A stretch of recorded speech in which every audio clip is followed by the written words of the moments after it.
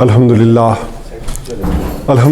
وکفا والصلاة والسلام علی عبادہ الذین اصطفیٰ خصوصاً علی افضلہم وخاتم النبیین محمد الامین وعلی آلہ وصحبہ اجمعین اما بعد فاعوذ باللہ من الشیطان الرجیم بسم اللہ الرحمن الرحیم ولا تقتلوا النفس التي حرم اللہ الا بالحق ومن قتل مظلوما فقد جعلنا لولیہ سلطانا فلا يسرف في القتل انه كان منصورا ولا تقربوا مال اليتيم الا بالتي هي احسن حتى يبلغ اشده واوفوا بالعهد ان العهد كان مسؤولا واوفوا الكيل اذا كلتم وزنوا بالقسطاس المستقيم ذلك خير واحسن تأويلا ولا تقف ما ليس لك به علم ان السمع والبصر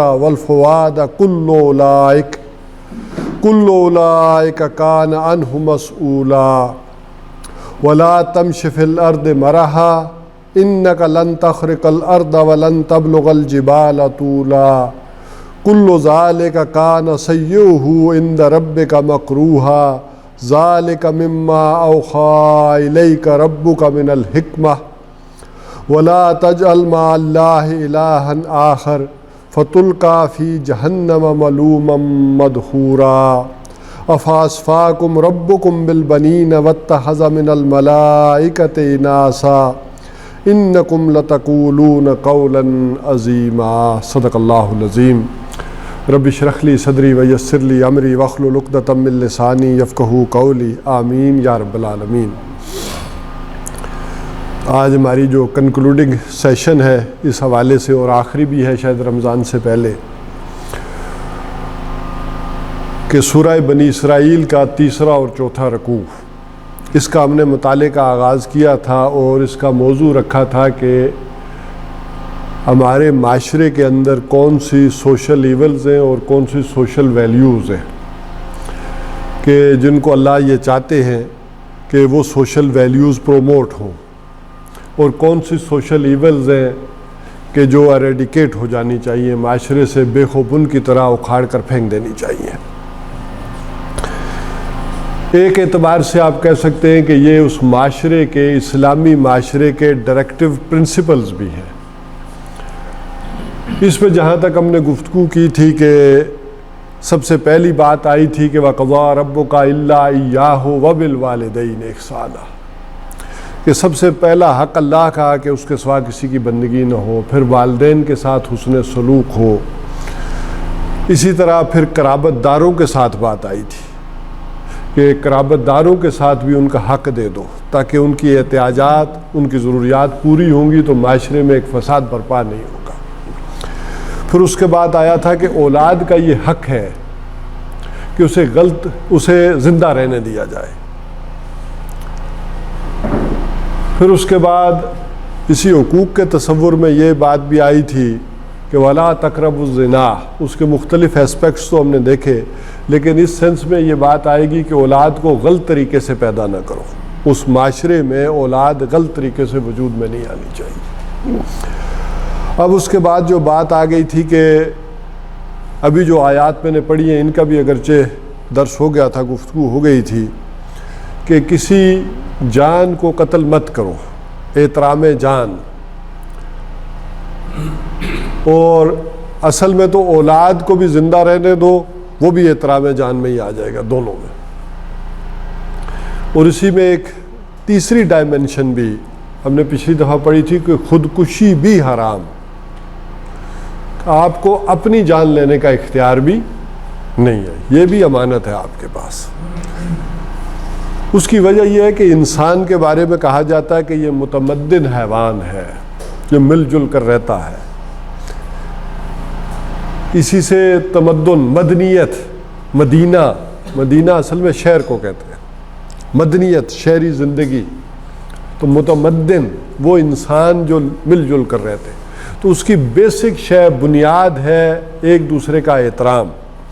اگر کسی معاشرے میں احترام جان نہ رہے، اور اللہ نے ہر جان کو محترم ٹھہرایا، وہ کسی کی بھی ہو، جس معاشرے میں قتل ناحق ہو، یہ رواج پا جائے، وہ معاشرہ رہنے کے قابل نہیں رہتا۔ یعنی تمدن کی بنیاد تو ہے انسانی جان، جب آپ نے بنیاد ہی کاٹ دی، وہ جڑ کاٹ دی، اب وہ تمدن کیسے پہلے بھولے گا، کیسے وہاں رہا جا سکتا؟ اسی لیے سورہ مائدہ میں جو بات کہی گئی تھی کہ جس نے کسی ایک جان کو ناحق قتل کیا، اس نے کل نوع انسانی کو قتل کر دیا، اور جس نے ایک جان کو بچایا، اس نے کل نوع انسانی، کہ انسانوں کے رہنے کی بنیاد بہرحال کیا ہے؟ احترام جان۔ اور نمبر 2 کہ جس معاشرے میں زنا عام ہو جائے، اس میں وہ معاشرہ یا وہ تمدن فاسد ہو جاتا ہے۔ قتل میں تو تمدن کی جڑ کٹ گئی، لیکن زنا کے حوالے سے کیا ہوا؟ تمدن فاسد ہو گیا، گند ہو گیا۔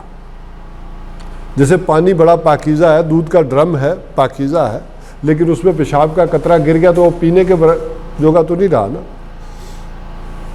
اسی طرح وہ معاشرہ فاسد ہو گیا، اب رہنے کے قابل نہیں رہا۔ اور تیسری چیز آ گئی اس معاشرے میں، احترام مال، نہ حق کسی کے مال پر قبضہ مت کرو، نہ ہڑپ کرو۔ اب یہ 3 چیزیں ہیں جو گویا کہ انسانوں کے باہم مل جل کر رہنے کے حوالے سے، احترام جان، احترام عزت و عصمت، اور احترام مال۔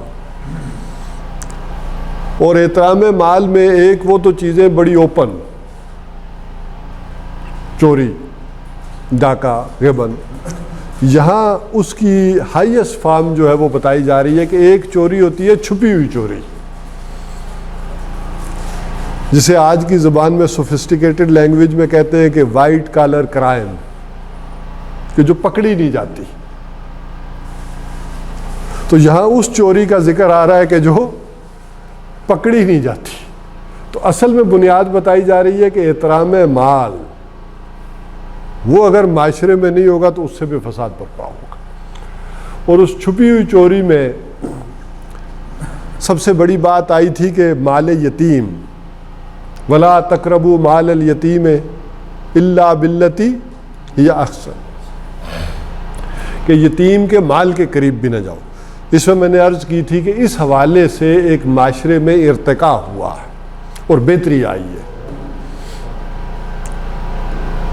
تو وہ کیا ہوئی کہ کوئی بینک میں پیسہ ہے، کہیں ہے اور جگہ ادارے میں ہے، تو وہ کہتے ہیں کہ نہیں، جس کا جو حق ہے وہ اسے ملے گا، یتیم بالغ ہوں گے تو انہیں ملے گا۔ یہ ایک اچھی ایک گویا کہ ڈیولپمنٹ اور ارتقاء کا ایک معاملہ ہمارے معاشرے میں، یعنی ہمارے معاشرے سے مراد ہے انسانی معاشرے کے اندر یہ ایک اچھی ڈیولپمنٹ جو ہے وہ وجود میں آ گئی۔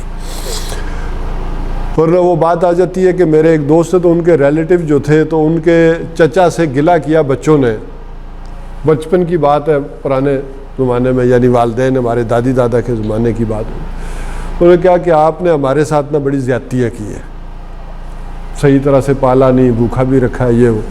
تو انہوں نے کہا کہ شکر کرو تمہیں پالا ہے، تم جس زمانے میں تھے نا اس زمانے میں یتیموں کو مار دیتے تھے زمین اور جائیداد کے، تو یہ شکر کرو تمہیں زندہ رکھا ہے، کچھ نہ کچھ پالا ہے، ورنہ تم جس معاشرے میں، جس زمانے میں تم نے آنکھ کھولی تھی، اس میں کون زندہ رہنے دیتا تھا۔ تو ایک ہم جس اب معاشرے میں آ رہے ہیں اس میں کچھ نہ کچھ قدریں اور ویلیوز بن گئی ہے آہستہ آہستہ۔ اسی چھپی ہوئی چوری میں جیسے قرآن وہ کہتا ہے سورہ مطففین میں کہ تف کہتے ہیں کہ نہایت حقیر چیز، نہایت تھوڑی چیز، کہ تمہارے ہاتھ کی جنبش بتا رہی ہے کہ آخرت پر کوئی ایمان نہیں ہے۔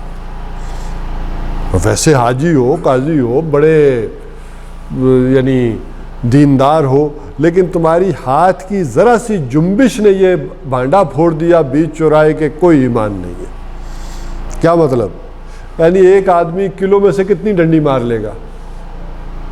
16 چھٹانک میں سے 15.5 چھٹانک تو دے گا ہی نا، کلو میں سے پاؤ تو نہیں نا ڈنڈی مار سکتا، کوئی گرام ہی مارے گا نا، کوئی آدھا چھٹانک ہی مارے گا۔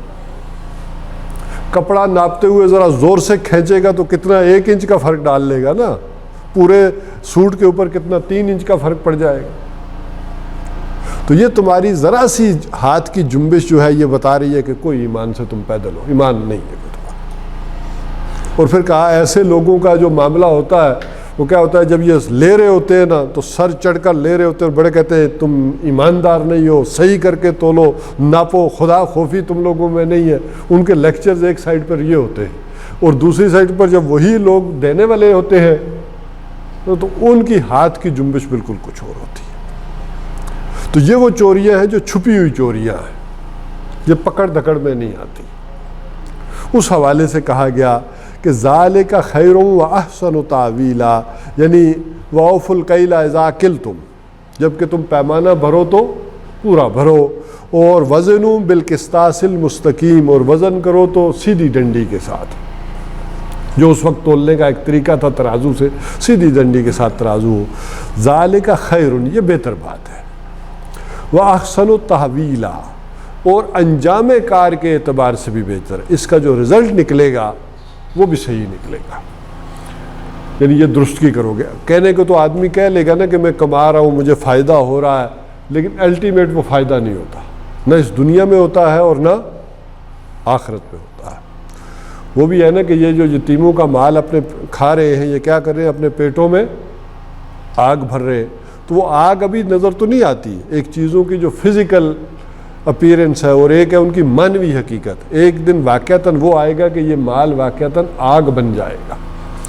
تو یہ تعویل جو ہے اس کی، بلکہ یہ تعویل کے معنی بھی ہوتے ہیں اولا یولو، اس کے معنی ہوتے ہیں اپنی اصل کی طرف کسی شے کو لوٹا دینا، اسی سے لفظ آل بھی ہے، جو ہمارے معاشرے میں بالکل اس کے غلط معنی لیے جاتے ہیں۔ ایک غلط بھی نہیں بلکہ یوں کہنا چاہیے کہ بالکل اسپیسیفک یا محدود کر دیا گیا ان کو، کہ خاص لوگوں کو کہہ دیا گیا کہ یہ کون ہے، آل رسول ہے۔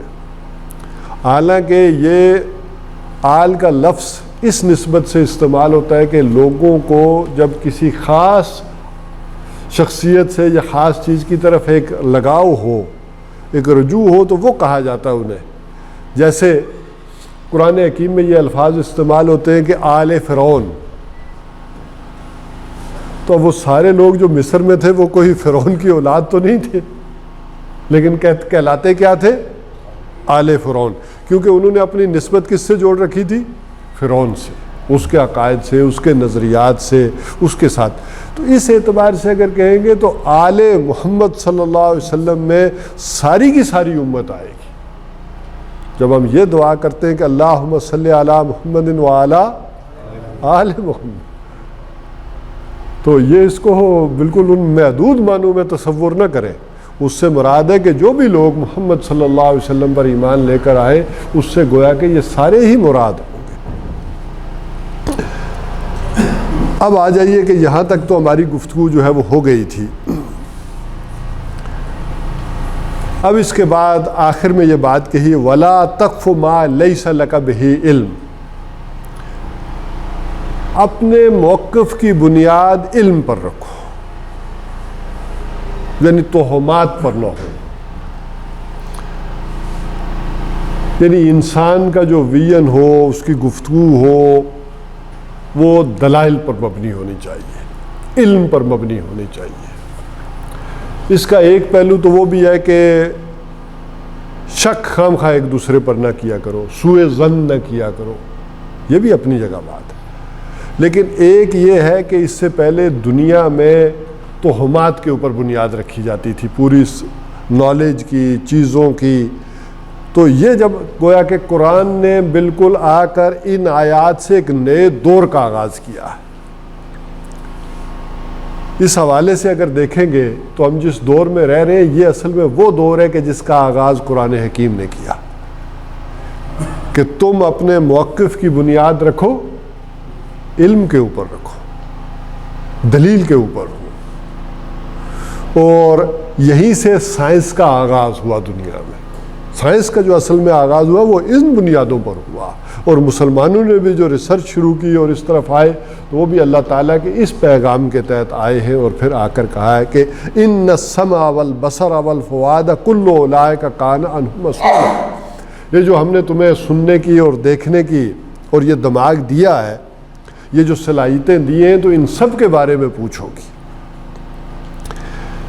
عام طور پر جیسے اس کی مثال لے لینا کہ ایک دنیا میں چل رہا تھا کہ کائنات وجود میں کیسے آئی، کس طرح سے ہوا، زلزلہ کیوں آتا ہے. تو اس سے پہلے کیا تھا، دنیا میں زلزلہ کیوں آتا ہے؟ ہندوستان میں یہ تھا کہ اس زمین کو کس نے اٹھا رکھا ہے؟ بیل نے اٹھا رکھا ہے. تو جب ذرا تھک جاتا ہے تو سینگ بدلتا ہے تو زلزلہ آ جاتا ہے. تو یہ اپنے موقف کی بنیاد ان توہمات پر نہ رکھو. اچھا، اسی میں پھر بڑے وسیع پیمانے پر جائیں گے تو وہ بات بھی ہو جائے گی کہ یہ جو آکلٹ سائنسز ہیں، آکلٹ سائنسز میں جو چیزیں آتی ہیں اس سے پھر ہٹایا گیا. پامسٹری ہے، نجوم ہے، تارے ہیں، ان سے حساب کتاب لگانا اور کرنا، تو یہ ہٹایا گیا. اس سے پہلے ساری نوع انسانی اس بنیاد پر وہ کرتی تھی معاملہ. بلکہ ابھی بھی ہوتا ہے. وہ فرعون نے اگر کوئی بات کہی تو اس کے جو بڑے بزرگ تھے اس نے اس نجومی کی بات سن کر فیصلے کیے نا. بلکہ ہمارے یہاں بھی کئی واقعات آج کل کے دور میں بھی بڑے دلچسپ مشہور ہیں کہ ہم نے یہ نوٹیفیکیشن اس لیے نہیں نکالا کہ پیر صاحب نے کہا تھا کہ آج کے دن نہیں نکالنا، یہ فلاں دن جو ہے یہ چاہے جو مرضی ہو جائے، حالات گڑبڑ ہو جائیں، خراب ہو جائیں، لیکن یہ نوٹس نہیں نکلے گا. اس کی وجہ یہ ہے کہ یہ دن اور یہ لمحہ شاید یہ شبھ نہیں ہے. تو اسی بنیاد پر ابھی بھی دنیا میں رہتے ہیں لوگ. ٹھیک ہے، ان چیزوں کے اندر جو ہم دیکھتے ہیں پوری کائنات میں چیزیں ایک دوسرے سے ریلیٹڈ ہیں، کوئی نہ کوئی تعلق ہوتا ہے، آپس میں افیکٹس ہوتے ہیں، لیکن منع کیا گیا ہمیں کہ ان چیزوں کی طرف نہ جائیں. اور بالکل جو اب اسی سے بلکہ ایک سوال پیدا ہو جاتا ہے، ما لیس لک بہ علم، تو اپنے جو بھی موقف کی بنیاد علم پر رکھو تو علم کیا ہے؟ ویسے آپ کو معلوم ہوگا، حیران ہوں گے آپ سن کر کہ دنیا میں یہ بڑی کنٹروورسی ہے کہ علم کیا ہے. ابھی تک دنیا علم کی ڈیفینیشن کے اوپر متفق نہیں ہے. پوری دنیا میں اگر تعریف کریں تو اس بات کے اوپر کوئی متفق نہیں ہے کہ علم کسے کہیں گے، علم کیا ہے. وہ سقراط کا ایک جملہ بھی آپ نے شاید سنا ہو، کوڈ بھی ہوتا ہے کہ نالج از ورچو، علم نیکی ہے. اس کے ہاں ایک ڈیفینیشن تھی کہ علم نیکی ہے. تو پھر علم ہونے کے بعد کرتا کیوں نہیں ہے؟ سوالات اٹھتے ہیں نا پھر کہ آخر یہ ہے تو کیوں نہیں ہوتا. تو یہ بات جان لیں کہ یہی وہ شے تھی کہ آپ کو اگر یاد ہوگا تو بلیک بورڈ پہ ہم نے سمجھی تھی کہ علم دو ہے. ویسے تو علم ایک ہی ہے، لیکن تفہیم کے لیے ہم نے سمجھا تھا کہ دو ہے. ایک کو ہم نے کہا تھا کہ دنیاوی علم ہے اور ایک ہے علم وحی. ایک ہے جس کو قرآن حکیم کہتا ہے کہ ایک ہے علم الاسماء وعلم آدم الاسماء کلھا، اور اسی رکوع کے آخر میں کیا کہہ دیا گیا، وَإِمَّا يَأْتِيَنَّ فَمَن تَبِعَ هُدَايَ فَلَا خَوْفٌ عَلَيْهِمْ يَحْزَنُونَ فَإِمَّا يَأْتِيَنَّكُم مِّنِّي هُدًى فَمَن تَبِعَ هُدَايَ فَلَا خَوْفٌ عَلَيْهِمْ وَلَا هُمْ يَحْزَنُونَ. تو یہ والی بات جو ہے وہ کہی گئی اسی رکوع کے آخر میں. ایک ہے کہ جب کبھی بھی میری جانب سے ہدایت آئے. تو اب یہ دو علم، اور ویسے بھی جتنا مذاہب کی دنیا میں علم کو کوئی اچھا نہیں سمجھا جاتا، یہ واحد اسلام ہے کہ جس نے علم کی آکر اہمیت پر زور دیا اور اس طرف کہا. ورنہ آپ مذاہب کی تاریخ اٹھائیں تو وہاں علوم و فنون باقی پڑھنے کوئی اچھا نہیں رہا، نہ عیسائیت میں، نہ یہودیوں میں، نہ ہندوستان میں ان علوم کے اوپر رہا ہے معاملہ. لیکن آ کر نبی اکرم صلی اللہ علیہ وسلم نے جس قدر زور دیا ہے، ذرا آپ اندازہ کریں کہ اگر تم پڑھانا لکھانا سکھا دو گے تو قیدیوں کو چھٹی دے دی، معاف کر دیا. اور اس کی اہمیت اس انداز میں بھی دلائی کہ ایک عالم کی فضیلت ایسی ہے جیسے کہ میری تم میں سے کسی عام پر عابد کی. اور ایک سوال کیا گیا کہ ایک شخص ہے کہ جو ساری رات نفل پڑھتا ہے، روزہ رکھتا ہے، ساری رات جاگتا ہے، اور ایک شخص جو ہے صرف فرض نماز پڑھتا ہے اور لوگوں کو کتاب کی تعلیم دیتا ہے، تو کون بہتر ہے؟ تو حضور صلی اللہ علیہ وسلم نے کہا کہ جو صرف فرض پڑھتا ہے اور لوگوں کو تعلیم دیتا ہے وہ بہتر ہے۔ تو بہرحال یہ ہمارے ہاں ذرا اس علم کی جو فضیلت آ گئی، تو اس کی اگر میں چیدہ چیزیں آپ کے سامنے رکھ دوں تو ہم نے ابن خلدون کا غالباً وہ مقولہ جو ہے وہ سامنے رکھا تھا کہ العلم و علمان، علم دو طرح کے ہیں، علم الادیان اور علم الابدان۔ علم الادیان دینوں کا علم، اور علم الابدان اجساد کا علم، باڈیز کا علم، فزیکل باڈیز۔ اور دینوں کے علم میں اصل سرچشمہ اور منبع کیا ہے؟ اللہ تعالیٰ کی ذات، دونوں علوم کا ہے، لیکن ایک علم انسان کے قلب پر براہ راست جو ہے وہ نازل ہوا، کچھ عظیم ہستیوں کے ذریعے ہمارے پاس پہنچا اللہ تعالیٰ، اور ایک علم ہے کہ انسان نے تجربوں سے سیکھا، اللہ نے جو اسے صلاحیتیں دی تھیں اس بنیاد پر۔ تو یہاں اصل میں اس علم کا ذکر ہو رہا ہے کہ یہ جو دنیاوی علم ہے، یہ جو انسانوں نے تجربے سے سیکھا ہے، یہ اپنے موقف کی بنیاد ان پہ رکھو۔ اگر تمہیں سر میں درد ہے تو اگر انسان نے تجربہ کر کر کے کوئی ڈسپرین کی گولی بنائی ہے تو کیوں نہیں کھاتے ہو؟ کھاؤ نا یہ گولی، اگر تمہارے تجربے میں اور علم میں یہ چیز آ رہی ہے۔ تو یہ چیزیں جو ہے وہ پوچھی جائیں گی۔ اس سے دنیا نے ایک ٹرن لیا، جب یہ موقف اور یہ چیز آئی دنیا کے اندر اس علم کی اس بنیاد کے اوپر، تو دنیا نے بالکل اور رخ لیا اب، اور دنیا نے پھر چیزوں کو سائنٹیفک بنیادوں پر پرکھنا شروع کیا اور یہ تجربات کیے۔ یہ البتہ علیحدہ المیہ ہوا کہ پھر شیطان نے جو علم وحی تھا اور اس علم دنیا کو علیحدہ علیحدہ کر دیا، وہ رہنمائی ساتھ سے ہٹا دی۔ وہ شیطان جو شیرہ لگاتا ہے نا، اس نے یہ صرف اتنا کیا کہ وہ علم وحی کی رہنمائی ساتھ سے ہٹائی ہے، باقی اس علم میں وہ نہیں ہے۔ جیسے علامہ اقبال نے کہا ہے کہ یہ جو ویسٹرن سویلائزیشن ہے اس کا بھی انر کور قرآنک ہے۔ ان کے جو خطبات میں بات آتی ہے کہ جتنی بھی ویسٹرن سویلائزیشن ہے، انہوں نے تجربات کیے آئے، ان کے اندر بھی اصل میں قرآن تھا، قرآن ہی نے ان کی رہنمائی کی اور قرآن ہی کے ذریعے وہ آگے بڑھے اٹھے۔ اور جو کچھ بھی انہوں نے خطبات میں لکھا، اب یہ معاملہ ہوتا ہے کہ جو دوسرا دنیاوی علم ہے اس بنیاد پر جو کچھ طے کیا جاتا ہے یا لکھا جاتا ہے، تو یہ ہوتا ہے کہ علامہ اقبال کہتے ہیں کہ یہ ہم نے طالب علم کی حیثیت سے اپنے نظریات پیش کیے ہیں، اور ہو سکتا ہے کہ آگے چل کر دنیا ان کو مزید امپروو کرے اور بہتری لائے۔ اور وہ جو خطبات بھی انہوں نے دیے ہیں وہ کوئی عام آدمی نہیں سمجھ سکتے، اتنے مشکل ہے، لیکن ایک ذرا طریقہ کار کیا، عاجزانہ، یہ ایک طالب علم کی حیثیت سے میں پیش کر رہا ہوں یہ ساری چیزیں۔ تو بہرحال اس حوالے سے کہا گیا کہ یہ ان سب چیزوں کے بارے میں پوچھا جائے گا۔ اسی طرح ان السمع والبصر والفؤاد، فؤاد کے بارے میں بھی جان لیں کہ عام طور پر اس کا ترجمہ بھی دل ہی کیا جاتا ہے۔ کسی نے کہا کہ نہیں، یہ اصل میں قلب اور فؤاد میں فرق یہ ہے کہ فؤاد اس کا اندر کا حصہ ہے اور قلب باہر کا۔ کسی نے کہا نہیں، قلب جو ہے وہ اس کا جو ہے وہ اندرونی حصہ ہے اور فؤاد ظاہری حصہ ہے۔ یہ ساری بحث، لیکن اس میں زیادہ تر یہ سمجھے کہ یہ فؤاد زیادہ تر اس عقل کے بارے میں ہے، دماغ کے بارے میں ہے، یہاں چیز پروسیس ہوتی ہے۔ فؤاد کے لغوی معنی بھی ہے جلنا بھوننا، اسی سے فائدہ، مفید۔ لیکن حیرت کی بات ہے کہ قرآن حکیم میں اس مادے سے اور کوئی الفاظ استعمال نہیں ہوئے، تاکہ ایک رہنمائی ہو جاتی ہے نا کہ یہ ان مادے میں اس معنوں میں استعمال ہوا ہے۔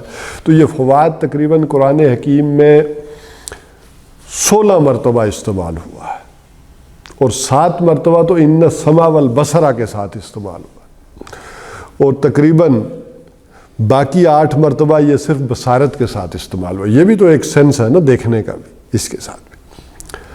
آپ نے دیکھا ہوگا کہ پرانے اہل علم یہ تفسیر لکھتے ہوئے ساتھ لکھتے تھے، پرانی تفسیریں اٹھائیں نا تو آیت ہوتی ہے تو ساتھ لکھ دیتے فائدہ۔ اس کا جب وہ ترجمہ لکھتے تھے نا یا کرتے تھے تو وہ فائدہ کیا تھا کہ اس سے نچوڑ یہ نکالا ہم نے، اس کا رزلٹ یہ ہے، اس آیت کا یا اس کا مفہوم یہ ہے۔ تو یہ فائدہ کہ جو ڈیٹا ہے آپ کا آ کر یہاں پروسیس ہوتا ہے اور اس سے پھر اسی طرح جو عقل ہے،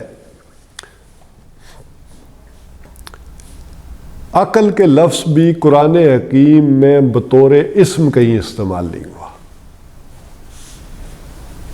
بطور فعل آیا، یاکلون تاکلون،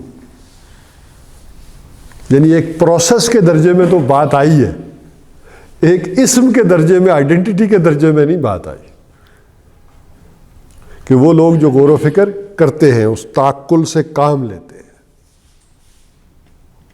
یعنی اس کو علیحدہ ایک آئیڈینٹی کے طور پر بطور اسم الفاظ استعمال نہیں ہوئے۔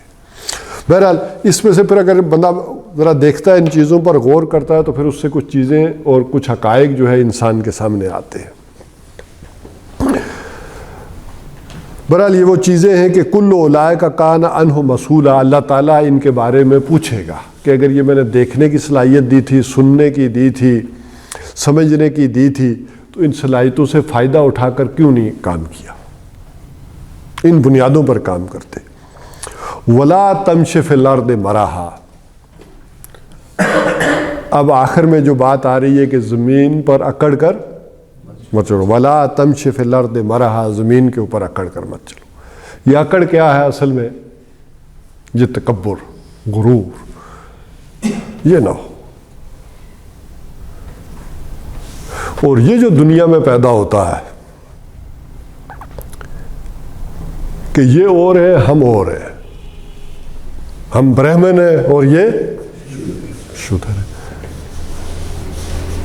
اسی کا پھر ایک مظہر جا کے بعد میں بنتا ہے۔ لیس علینا فی الامیین سبیل، یہودیوں نے بھی کیا کہا کہ ہم سے امیین کے بارے میں، امیین کون ہے؟ غیر یہودی جتنے بھی ہیں، ان سے ہمارے بارے میں کوئی سوال نہیں ہوگا۔ کیوں؟ We are chosen people of lord, ہم اللہ کے چنیدہ ہیں، چہیتے ہیں، یہ سارے تو ہمارے کام کاج کے لیے۔ مثلا میرے گھر میں بیل ہے، تو بیل کس لیے رکھا ہوا میں نے؟ ہل جوتنے کے لیے۔ تو بیل ہل جوتے گا، سارا کچھ کرے گا، لیکن اصل گندم اور کمائی کس کے پاس آئے گی؟ میرے پاس آئے گی، لیکن بھوسا تو اسے بھی ڈالنا ہے نا۔ پھر میں اپنے بیل کو چاہے بیچوں چاہے ذبح کر دوں، کوئی ہے پوچھنے والا؟ اب ذرا اس بات کو گہرائی میں اتاریں، پھر اب یہ آتی ہے بات، ابھی وہ کارتوس والی اور برڈز والی آ رہی تھی نا، میں لاتا ہوں اس کے اوپر ٹھیک ہے کہ نہیں، جو آپ نماز سے پہلے بحث کر رہے تھے۔ تو یہودیوں کا تو یہ عقیدہ تھا کہ اگر کوئی آدمی کنویں میں گر گیا ہے، اسے کھینچو، لاؤ، پوچھو تم کون ہو، اگر امیین میں سے تو پھینک دو، کوئی باز پرس نہیں، اللہ کے ہاں۔ اب یہ عقیدے ہوں تو وہ اگر کہیں ظلم ہو، زیادتی ہو، دنیا میں وہ قتل و غارت کرا دیں، تو جب بنیادی عقائد ہی یہی ہیں تو فرق کیا پڑے گا؟ اب آ جائیں اس کے اوپر کہ یہ فوجی ہیں اور یہ سویلینز ہیں، یہ معاشرے میں تفریق ہو، وہ معاشرہ فسادی معاشرہ ہے۔ پھر فرعون کا بھی سب سے بڑا جرم کیا تھا؟ اللہ تعالیٰ کہہ رہے اس نے معاشرے کو دو حصوں میں تقسیم کر دیا تھا، اور اللہ تعالیٰ نے یہ چاہا کہ جو دبا لیے گئے تھے کہ ان کے اوپر پھر ہم اپنا کرم کرے، حالات پلٹے۔ تو جب معاشرے کے اندر یہ ہو جائے، یہ تقسیم ہو جائے، یہ اللہ کو پسند نہیں، اور یہ اس کی بنیاد پر ہے، تکبر اور غرور کی بنیاد پر۔ وہ ٹھیک ہے جنگ میں جائز ہے، لیکن اب تو جنگ بھی کون سا تکبر اور غرور دکھانے کے لیے ہوتی ہے؟ وہ تو گھر میں بیٹھے، اب تو میزائل ہے، ٹھا گیا، ہاں واگا والے دکھا سکتے، ان کا مقابلہ آمنے سامنے ہو رہا ہے تو ان کے لیے تو جائز ہے۔ تو یہ والی جو بات تقسیم کسی معاشرے میں آ گئی اور غیر محسوس انداز میں آ گئی، اور ذرا جنہوں نے ڈالی ہے جس تعلیم میں، ذرا آپ اس گہرائی میں پڑھیں تو معلوم ہوگا کہ خاص ریسرچ ہوئی اور خاص انداز میں یہ بات سمجھی گئی، اور سب سے پہلے تو یہ تقسیم ہو گئی کہ ایک ہی ٹینکی سے پانی آ رہا ہے، ایک ٹوٹی ادھر لگا دی اور ایک ٹوٹی ادھر لگا دی، ہندو پانی اور مسلمان پانی۔ اچھا پیچھے ٹنکی ایک ہے، ٹوٹیاں دو مختلف لگا کے۔ اچھا یہ تقسیم پہلے نہیں تھی ہندوستان میں، یہ باقاعدہ اس پہ ریسرچ ہوئی اور اس کو ایز اے ٹول اس کو اڈاپٹ کیا گیا۔ اسی طرح یہ بھی سوچیں، ایک ہی معاشرے کے اندر یہ سویلینز ہیں اور یہ ملٹری ہے، یہ بھی تقسیم ہو گئی، اور یہ تقسیم معاشرے میں اب حقیقت کے درجے میں تو ہے، پائی تو جاتی ہے، کوئی مانے یا نہ مانے ایک حقیقت ہے، اور یہ دوری پیدا ہو گئی۔ اب یہ وہ اوپر کی سوچنے سمجھنے والے لوگ ہوں تو وہ اس کا حل نکالیں اور دیکھیں اور کریں کہ یہ تقسیم کسی بھی معاشرے کے لیے قاتل ہوتی ہے، یہ تقسیم نہیں ہونی چاہیے۔ اور اب آ جائیں وَلَا تَمْشِ فِي الْأَرْضِ مَرَحًا، تو زمین کے اوپر اکڑ کر مت چلو۔ اچھا اسی تقسیم کا ایک نتیجہ ہے، اب جو سوچ پروان چڑھاتا ہے پیچھے شیطان اس تکبر اور غرور کی آڑ میں، وہ پھر آپ جیسے شریف لوگ یہ بھی کہتے ہیں اچھا بیچ ہی دیا تھا تو کتاب میں لکھنے کی کیا ضرورت تھی، کہ میری عوام ہے،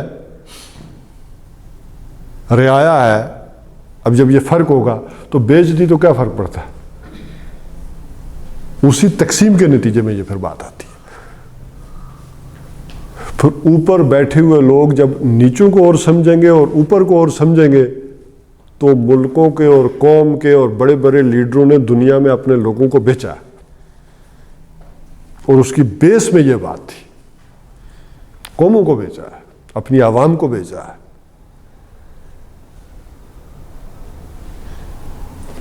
اور وہ یہ سمجھتے تھے کہ ہم ہو رہے اور یہ ہو رہے، جیسے میرا بیل ہے میں نے بیچ دیا، کون ہے پوچھ سکتا ہے، تو میری رعایا ہے، میری عوام ہے، بیچ دیا تو کیا ہوا، ہم نے اپنے لوگوں کو بیچا۔ تو بنیادی اس فرق کو نوٹ کریں، یہ اس معاشرے میں یہ فرق اور جو ہے وہ تکبر اور غرور اور یہ تقسیم پھر یہاں لے جاتی ہے۔ اِنَّكَ لَن تَخْرِقَ الْأَرْضَ وَلَن تَبْلُغَ الْجِبَالَ طُولًا، تو نہ تو تم زمین کو پھاڑ سکتے ہو زور سے چل کے، اور نہ اچھا تکبر کی علامات کیا ہوتی ہیں؟ دو ہی ہوتی ہیں نا، انسان ذرا اکڑ کر چلتا ہے یا پاؤں زور سے زمین پہ مارتا ہے یا ذرا گردن اکڑاتا ہے، وہ جسے ہم کہتے ہیں نا کہ فلاں آدمی کی گردن میں کیا پڑا ہوا ہے، سریا۔ تو اللہ تعالیٰ کہہ رہا ہے کہ نہ میری زمین کو تم پھاڑ سکتے ہو اور نہ گردن اونچی کر کے پہاڑوں کی بلندی سے اوپر جا سکتے۔ اور یہی وہ شے ہے کہ اگر انسانوں میں سے کسی نے تکبر یا غرور کیا تو اللہ تعالیٰ یہ کہتے ہیں کہ اس نے میرے کندھے سے میری چادر کھینچی۔ اصل میں کسی کی عرب میں ایک عزت کا رواج تھا نا، کندھے پر چادر ہونا، تو کسی کی بےزتی کرنی ہوتی تھی تو چادر کے۔ تو اب وہ والا معاملہ کہ میری گویا کہ کسی نے بےزتی کی اگر تکبر اور غرور کیا دنیا میں، تو کیونکہ یہ اس کے سوا کسی کو پھپتا ہی نہیں۔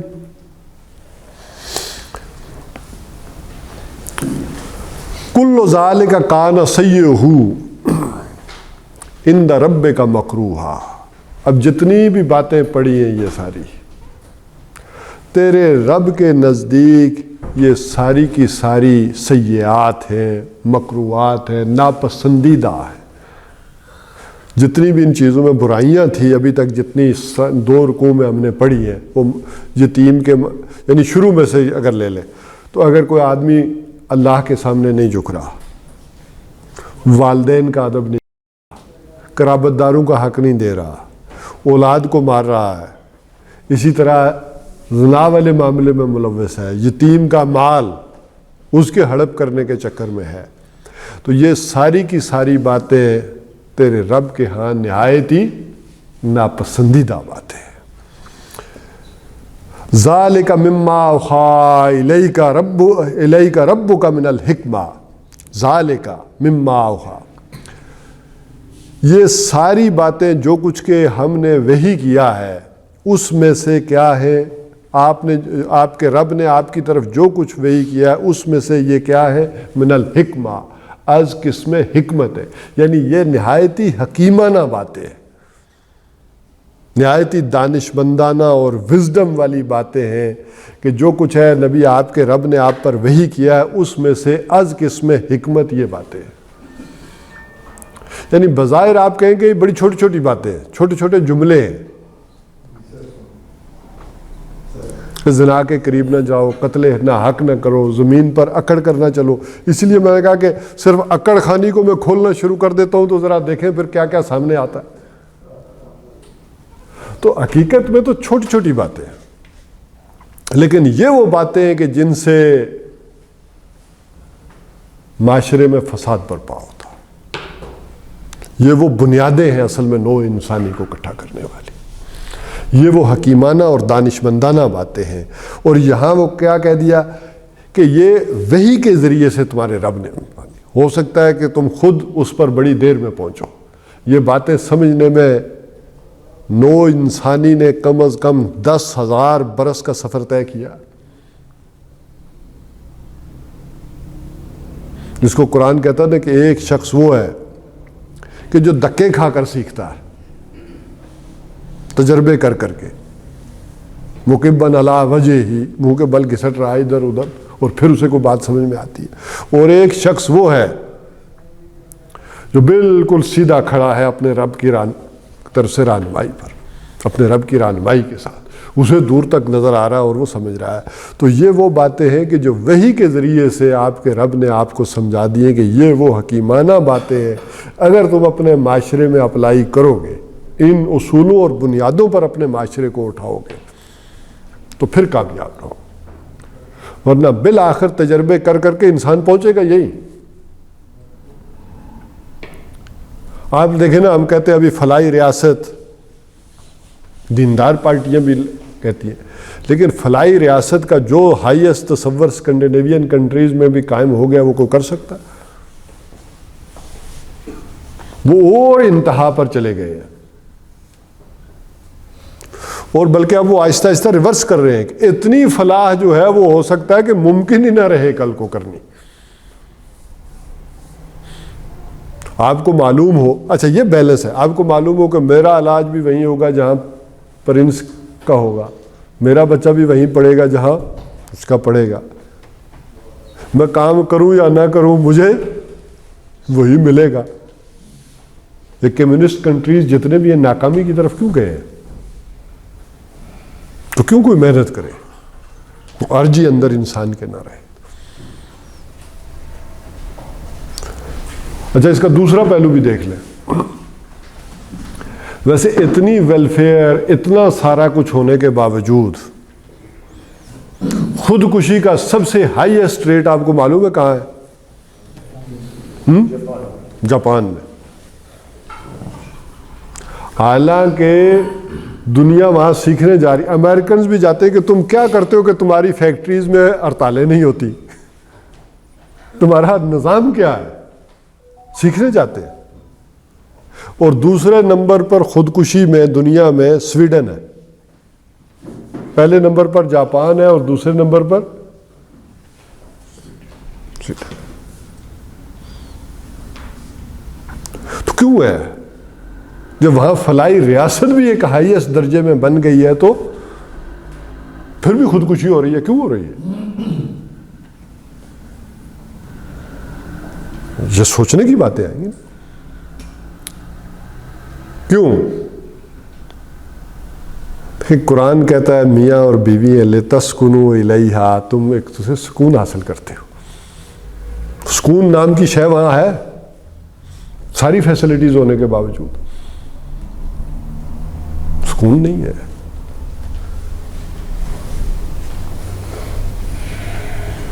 तो वला तक़रबुज़्ज़िना, बात छोटी सी है, इसीलिए मैंने उसको बहुत ज्यादा फैला दिया था। आप भी कह रहे थे کہ وہ سارا کچھ بھی فیسلٹیز دے دی جائیں گی، اگر یہ بنیادی باتیں اس معاشرے پر اپلائی نہیں ہوں گی تو وہ معاشرے کے اندر سکون نہیں ہوگا۔ اس سکون کی اور امن کی بنیادیں یہ ہیں۔ اس معاشرے میں والدین کو ساری فیسلٹیز دے دی گئیں، اولڈ ہاؤسز بن گئے، لیکن والدین اور اولاد کے اندر اگر وہ محبت نہیں ہے، ایک ہے ظاہری ضروریات، ایک ہے اس کے سائیکولوجیکل ایفیکٹس، تو وہ معاشرہ زوال پذیر ہوتا ہے، چاہے ساری فلاح کیوں نہ کر لے۔ اور کوئی فلاح، یہ ذرا اس سے اگلی آیت کو اگر میں ساتھ ہی جوڑ لیں، کوئی فلاح دنیا میں اس کا پروگرام جو توحید کی بنیاد پر نہ ہو، وہ کامیاب نہ ہوگا، اس سے اس کے ثمرات نہیں نکلیں گے۔ دیکھیے، ایک فرد کا معاملہ ہم نے پڑھا تھا کہ اس کی ساری فلاح اور اصلاح اور جو بھی اس کی ذمہ داریاں ہیں، اس میں بنیادی حیثیت نماز کی ہے۔ نماز سے بات شروع ہوئی تھی اور پھر نماز ہی کی محافظت پر بات ہوئی تھی۔ لیکن ایک معاشرہ، اس میں آغاز بھی کہاں سے ہو رہا ہے؟ توحید سے۔ دیکھیں، ایک بات ہے کہ ایک وہ لوگ ہیں کہ جو اللہ ہی کو نہیں مانتے، ابھی چونکہ آخری آیات یہ پھر اسی توحید کے اوپر ہوں گی، شرک کے اوپر۔ شرک والے معاملے میں یہ تھا کہ وہ لوگ اللہ کو مانتے تھے۔ آج کا معاشرہ کچھ اور ہو گیا ہے، آج گاڈ لیس سوسائٹی کا تصور آ گیا، دہریت کا تصور زیادہ آ گیا۔ چاہے ہندو تھے، چاہے مشرکین عرب تھے، وہ یہ تو نہیں کہتے تھے وہ اللہ کو مان رہے تھے۔ آج تو یہ ہے کہ نہ بڑے خدا کو تو نہ چھوٹے کو تو نہ دیوی کو تو نہ دیوتا کو تو نہ بھگوان کو اور نہ خدا کو، اس جگہ پر ہم داخل ہو گئے۔ تو وہ فلاحی پروگرام کسی بھی معاشرے کا، اصلاح کا پروگرام، اس میں توحید مرکز و محور ہوگا، اس کی بنیاد پر ہوگا۔ اگر وہ توحید سامنے نہیں رکھیں گے تو پھر یہ اصول اصل میں ڈرائیو نہیں ہوں گے، ان کو نہیں سمجھ پائیں گے کہ یہ کس کا حکم ہے؟ اللہ کا حکم ہے۔ اس بنیاد پر یہ فلاح ہوگی، ورنہ پھر وہ تشریح کرنی پڑے گی۔ پھر ہو سکتا ہے فرائڈ صاحب کی تشریح لے آئیں تو وہ شاید آزادی دینی پڑ جائے،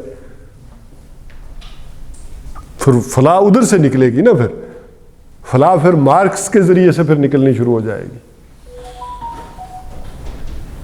تو اس لیے توحید کو ٹاپ پر کہ اللہ تعالیٰ نے جو اصلاح کا جو پروگرام دیا ہے۔ تو بہرحال ذالک مما اوحی الیک ربک من الحکمہ، یہ جو کچھ بھی وحی کیا ہے آپ کی طرف آپ کے رب نے، یہ اس میں سے حکمت کی باتیں ہیں۔ اچھا، بلکہ پھر بات اس کو اور پھیلانا پڑ جائے گا۔ قرآن حکیم میں ایک وہ چیزیں ہیں کہ یتلو علیہم آیاتہ ویزکیہم ویعلمہم الکتاب والحکمہ، چار چیزیں آ گئی نا۔ بعض لوگوں نے چاروں کو بھی علیحدہ الگ کر دیا، یہ چاروں ہی قرآن کا حصہ ہے۔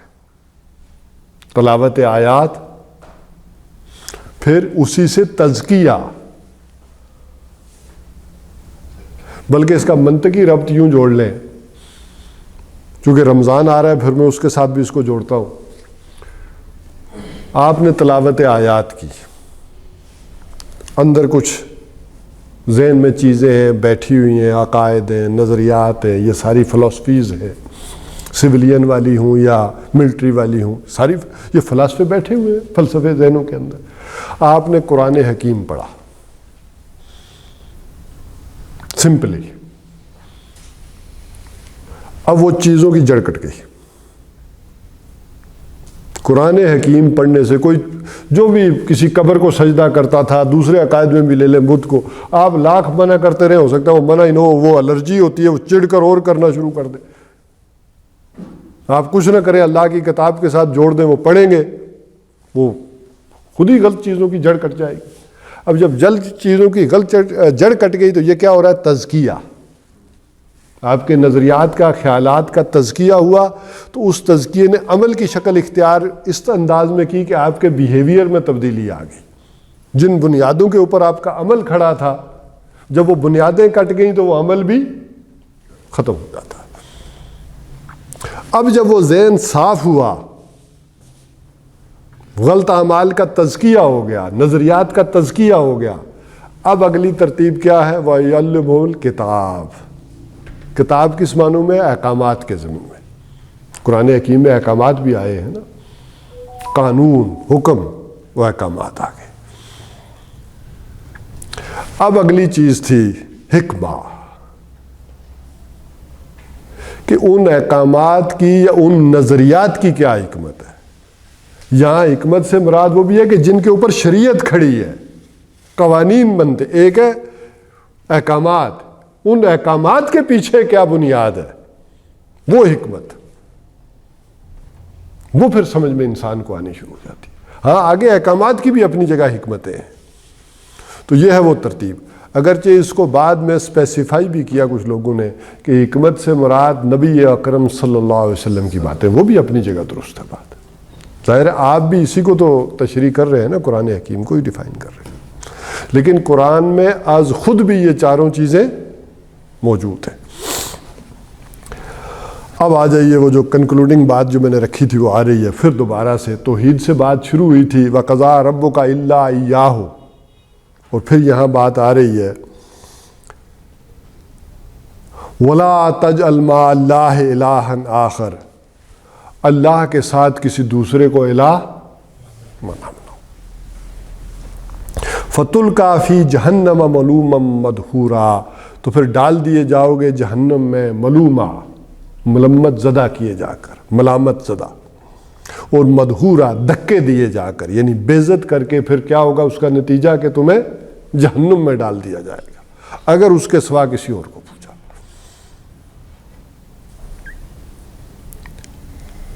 اب آ جائیں جس دور میں ہم رہ رہے ہیں. میں بازار جاتا ہوں، وہاں ایک قوانین ہے جو اللہ نے دیے ہیں اور ایک بازار کے قانون ہیں. آج اس طرح خدا کو ساتھ دوسری خدائی کو پوجا جاتا ہے.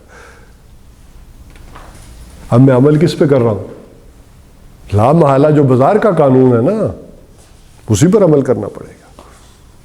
میں عدالت جا رہا ہوں، ایک اللہ کا قانون ہے اور ایک یہاں کا قانون. تو یہ ایسا نہ سمجھے کہ یہ کوئی شاید خطاب ہم سے ہے ہی نہیں اور ہم تو بالکل مشرک ہے ہی نہیں، بلکہ اس میں تو وہ بات ذہن میں رکھنی چاہیے کہ شرک کا وہ معاملہ کہ خود بخود انسان کو بسا اوقات پہچاننا اس قدر مشکل ہو جاتا ہے کہ جیسے سیاہ رات کے اندر سیاہ پتھر پر سیاہ چیونٹی چلنی دیکھنی مشکل ہو. حضور نے یہ مثال دی ہے. تو آج تو اس انداز میں وہ شرک حملہ آور ہوتا ہے، اور حکمت یہ ہے کہ انسان پھر اس شرک کو پہچانے، دیکھے کہ میں کس کس انداز میں جو ہے وہ ملوث ہو رہا ہوں اس کے اندر. اب جو عربوں کا ایک خاص قسم کا شرک تھا، اب اس کی طرف ذرا ایک جسے کہتے ہیں کہ ایک طنزیہ انداز میں بھی گفتگو ہوئی ہے. افا اصفاکم ربکم بالبنین، تمہیں تو چن لیا ہے تمہارے رب نے بیٹوں کے لیے. واتخذ من الملائکۃ اناسا، اور اپنے لیے چن لیا ہے فرشتوں کو بیٹیوں کی شکل میں. یعنی تم نے الاٹ بھی کیا تو رب کو کیا کیا؟ بیٹیاں. ذرا ویسے تنزن کہوں گا تو بھی ہوگا کہ تم سے تو پھر وہ عیسائی اچھے کم از کم دیا ہے تو بیٹا تو دیا ہے نا. تم نے کیا دیا؟ اور بیٹیوں کی ان کے ہاں جو قدر تھی آپ کو پتہ ہی ہے. تو جو نہ تم اپنے لیے پسند کر رہے ہو نہ خود چاہتے ہو، وہ کس کو الاٹ کر دی؟ اللہ کو. کیا کہنے تمہارے؟ اب یہ اس انداز میں ایک بات آ رہی، انکم لتقولون قولا عظیما. یہ جو تم بات کر رہے ہو، اب غصے والی بات آئی، بہت بڑی بات ہے، بہت بھاری بات ہے جو تم کہہ رہے ہو، تمہیں اس کا اندازہ نہیں. وہ سورہ مریم میں جو بات کہی گئی عیسائیوں کو پھر کہا گیا کہ یہ جو تم نے کہا کہ اللہ نے بیٹا بنا لیا، یہ اتنی بڑی گستاخی کی بات ہے کہ زمین اس سے پھٹ پڑنے کو ہے، آسمان شک ہونے کو ہے، اور پہاڑ ایک دھماکے سے گر پڑنے کو ہے، ان دعوا للرحمن ولدا، کہ یہ بات کہنی کہ رحمان نے کوئی بیٹا بنا لیا، یہ اتنی بڑی گستاخی کی بات ہے، بہت بڑی بات ہے جو تمہاری منہ سے نکل رہی۔ اور بیٹیاں انہوں نے کیوں الاٹ کی تھی کہ بیٹیاں ذرا لاڈلی ہوتی ہیں، کسی باپ کے لیے ان کی بات ٹالنا مشکل ہوتا ہے، تو ہم ذرا ان کی مٹھی چاپی کر لیں گے، ان کو خوش کر لیں گے تو یہ جنت میں داخل کروا دیں گی۔ اللہ نے جو کام کہے وہ ہم نے کرنے تو ہے نہیں، اس بنیاد پر تو جنت ہمیں نظر مغالی آتی ہے کہ جو کچھ اللہ نے کہا ہے وہ کریں اور پھر جنت میں چلے جائیں۔ تو لہٰذا کیا کرنا چاہیے؟ اس کی بیٹیوں کو خوش کریں تاکہ وہ بیٹیاں سفارش کر کے ہمیں وہاں داخل کروا دیں۔ پیچھے فلسفہ تو یہ ہے نا سارا۔ تو بہرحال یہ وہ بنیادیں ہیں کہ اگر آپ توحید کو مانیں گے تو اس کی بنیاد پر چیزیں آگے کھڑی ہوں گی، صحیح بھی اور غلط بھی، اور درست کی پھر وہاں سے شروع ہوگی۔ تو انشاءاللہ العزیز پھر اللہ تعالیٰ نے اگر چاہا تو رمضان کے بعد ہم گفتگو کا آغاز کریں گے کہ ایک ریاست کو کیا عمل صالح کرنے چاہیے، قرآن اس سلسلے میں ہماری کیا رہنمائی کرتا ہے۔ یہ تو معاشرتی سطح پر تھے، ایک ریاستی اور ملکی سطح پر عمل صالح کا کیا تصور ہے جو قرآن ہمیں دیتا ہے، خارجہ پالیسی کے کیا بنیادی اصول ہیں جو قرآن ہمیں دیتا ہے۔ جب ریاستی سطح پر جائیں گے تو پھر یہ چیزیں بھی ڈسکس ہوں گی کہ ساری دنیا آدم کی اولاد ہے تو آدم کے باقی لوگوں سے کیسے تعلقات رکھنے ہیں، کس بنیادوں کے اوپر رکھنے ہیں، خارجہ پالیسی کس بنیادوں پر ترتیب، آپس کے جھگڑے اور فرقہ بندی اور یہ جو تضادات اور اختلافات ہیں ان کے حل کرنے کی بنیادیں کیا ہوں گی، اور نبی اکرم صلی اللہ علیہ وسلم کی محبت کی جو بنیاد ہے وہ کیا چیزیں بنائے گی، اور جو توحید کی بنیاد ہے ایک ریاست میں وہ کیا چیزیں کھڑی کرے گی۔ اب دیکھیں نا، یہ کلیش بھی تو ہمارے ہاں ہے نا، ایک محبت کا دعویٰ کرنے والے اور ایک توحید کا دعویٰ کرنے والے۔ تو یہ فرق بھی ہے کہ توحید کی بنیاد پر ریاست میں کیا چیزیں طے ہوں گی اور محبت کی بنیاد پر کیا چیزیں طے ہوں گی۔ تو یہ بڑی اہم چیزیں ہیں اس حوالے سے کہ ہم وہ ڈسکس کریں گے ریاستی حوالے سے۔